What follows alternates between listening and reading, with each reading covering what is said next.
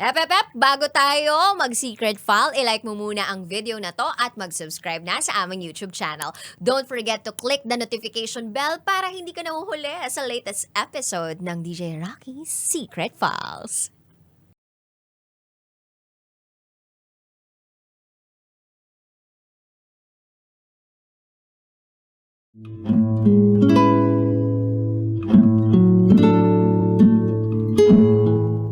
And now, it's time for DJ Raqi's Secret Files.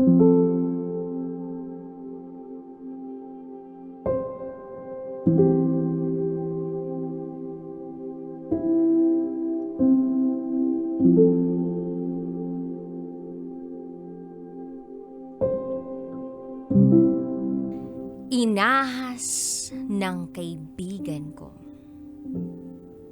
ang girlfriend ko.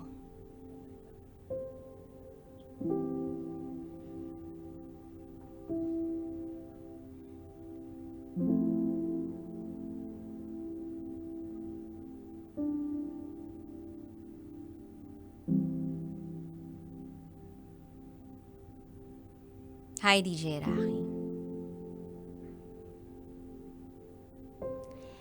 I don't know where to start. Hindi ko na rin mabilang ang mga araw na lumipas simula nung mawala siya.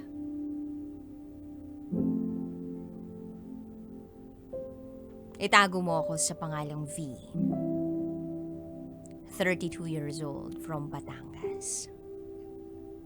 And this is my secret file.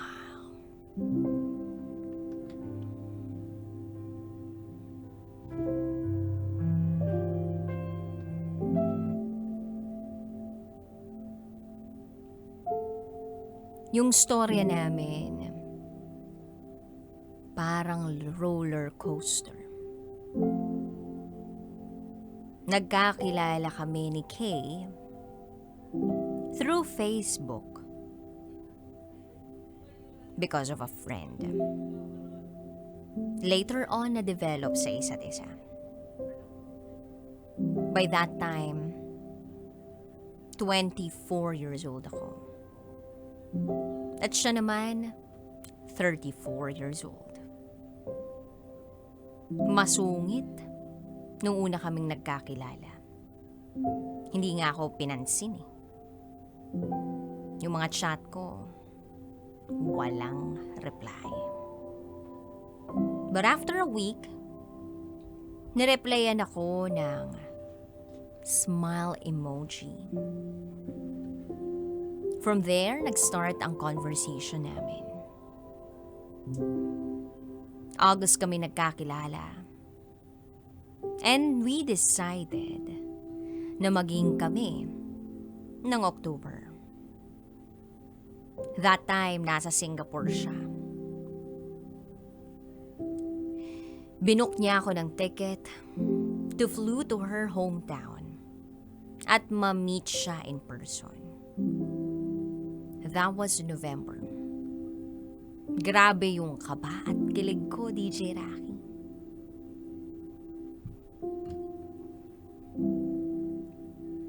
And by the way, I came from an abusive relationship.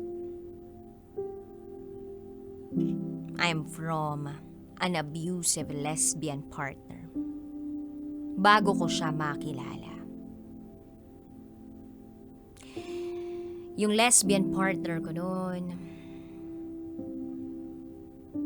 physically sinasaktan ako. Binubugbog. Niloko. At ginago. Kay came into my life just like my shining armor.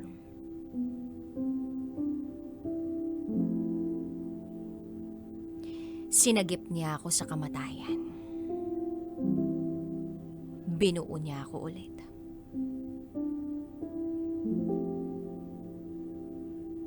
And then there I was. Nasa airport. Paglabas ko, nakita ko agad siya. Grabe ang karisma niya. Ang pogi. Kinilig ako deep inside. Pero hindi ko pinahalata. Nagbeso lang kami. And holding hands. Habang papunta sa sasakyan niya. Dumiretso kami sa lugar niya. Pinakilala niya ako sa pamilya niya. Ang babait at wala akong masabi. Months passed by. Ipinakilala ko na rin siya sa pamilya ko. Wala kaming problema pagdating sa mga kanya-kanyang pamilya. Legal kami both sides. LDR for a year. Nag-survive kami. Then, 6 years. 6 years.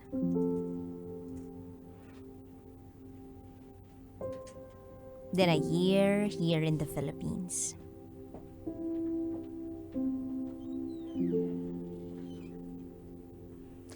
Ang bilis ng panahon. 8 years and 2 months. Gumuho ang mundo ko. Sa dami ng pinagdaanan ng relationship namin, na ups and downs, masaya naman kami.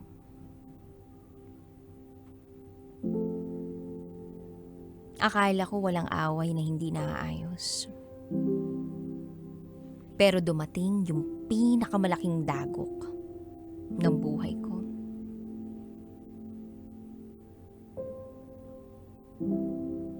I felt betrayed. I felt unfair. I felt disrespected. How come na napakadaling itapon nung 8 years and just one snap? And just a blink? Sawa, pagod, away, ugali. Yan ang mga rason niya kaya ayaw na raw niya sa akin. Pero lahat ng yun kasama sa isang relasyon. Hindi ba niya mararanasan lahat ng yun sa susunod niyang magiging partner? It will always be the same. At kung ganyan ang mindset ng isang tao, hindi mag-grow yung taong yun. That person will just spend another years of his or her life with another person. At pag naramdaman na yung sawa, pagod, away, ugali in the end, bibitaw na naman. Tapos hanap uli ng other person? Happiness is a choice, not by chance. Ang unfair kasi, napaka-consistent ko from the very beginning up until the end. Kahit sa mga panahong hindi na siya kamahal-mahal. Sa mga panahong kaiwan-iwan na siya, I chose to stay. Despite of all the struggles namin. Nung nadapa siya, tinulungan ko siyang bumangon. Ganon ko siya kamahal. Yung mahal na mahal. Hindi ako nagbabase sa mga away, pagod, ugali, sawa. Instead, pinahiiral ko ang pagmamahal ko. I chose to go back where we started. I chose to remember the battles na magkasama naming nilabanan. Pero paano ako lalaban kung ayaw na ng taong gusto kong ipaglaban? And ang pinakamasakit, she dumped me without saying goodbye or anything. Naglaho in just a snap. Out of a thin air. Sa ibang tao ko pa nalaman lahat-lahat. Kung ano yung nararamdaman niya para sa akin. Ganun ba talaga yon? Yung makakaramdam ka lang yan? O masasabi mo lang yan kasi nakaharap ka na o nakahanap ka na ng taong ko-comfort sa'yo?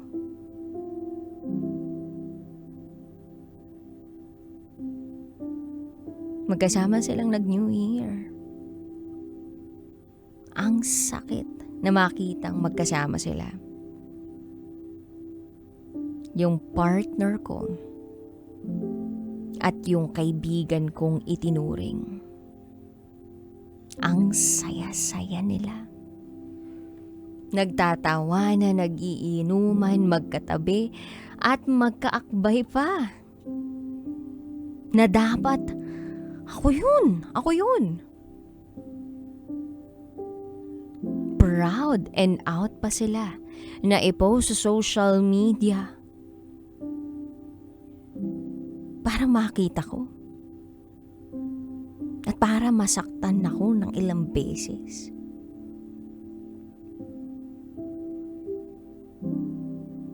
Nagplano pa sila na lumipad papuntang Finland to start a new life and live as one. Pinlano ni Kay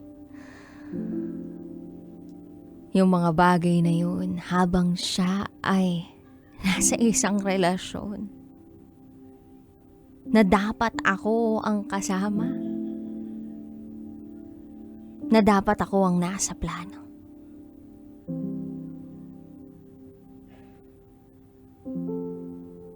At nung naplano na ang lahat, itinapon na lang ako na para bang walang kwentang tao. O basura.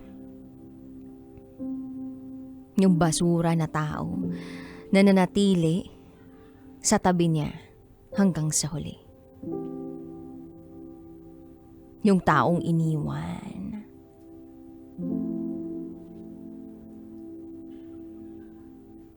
Piniling iwanan. Pinili niyang makipaglandian at magpakasaya. Maging proud. Maging out pa sa lahat ng mga posts niya. Habang ako ninanamnam ang bawat sakit na dinudulot ng eksenang nakikita ko sa Facebook.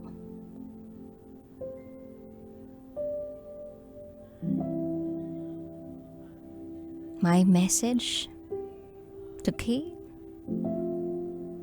How could you be so heartless? Who are you? Hindi ikaw yung partner na kilala ko 8 years ago. Hindi ikaw yung almost perfect kong partner. Dahil kung ako sa sarili ko, hindi ko kayang gawin yun sa'yo. Nang harap-harapan. 8 years ago, you picked up the broken pieces of me. Binuo mo ko. And after 8 years, eto ka, winasak mo ko at iniwan na lang.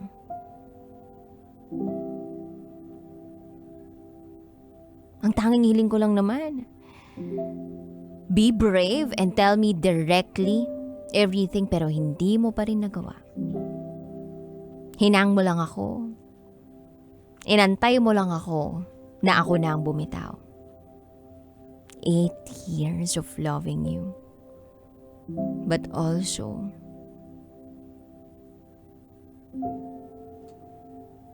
8 times of heartaches, betrayal, kawalan ng respeto. How I wish panaginip lang lahat ng ito. Because I just wanna wake up from this darkness and nightmare. Pero hindi siya panaginip eh. Ilang umaga na akong gumigising na wala ka. Napakahirap, napakasakit. At ang daming tanong. Bakit hindi mo na ako naintay? Ilang buwan pa lang tayo ulit nag-LDR, pero nakahanap ka na ng kalinga ng ibang babae. Pinlano ko na nga na puntahan ka sa Singapore pero hindi mo na ako nahintay. At sa mga babae naman, na taken na. At hindi taken. My message? Sana alam nyo yung girl code. Babae sa babae, hindi nyo naiisip na kapag sa inyo ginawa, matutuwa ka ba? Ano mararamdaman mo? 8 years yung sinira mo.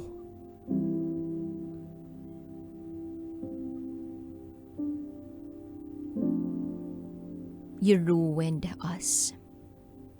You chose to betray me. I respected you as a person, as a friend, pero hindi mo palang alam yung salitang yun. Hindi mo deserve. At hindi mo kayang i-apply sa sarili mo. Pati sa mga nanonolerate na mga kaibigan. Yung mga kaibigan patuloy kayong pinagtatakpan para hindi kayo mabuko ng ibang tao. Nakakagalit. I can ruin your lives as well, but I chose to keep silent and be professional. Sana mas masaya na kayong lahat. Wala na kayong babalikan. Good luck sa inyo. I hope yung mga ginawa nyo sa akin hindi bumalik sa inyo. Hanggang dito na lang po, DJ Raqi. Muli, ako si V. At ito, ang aking secret file.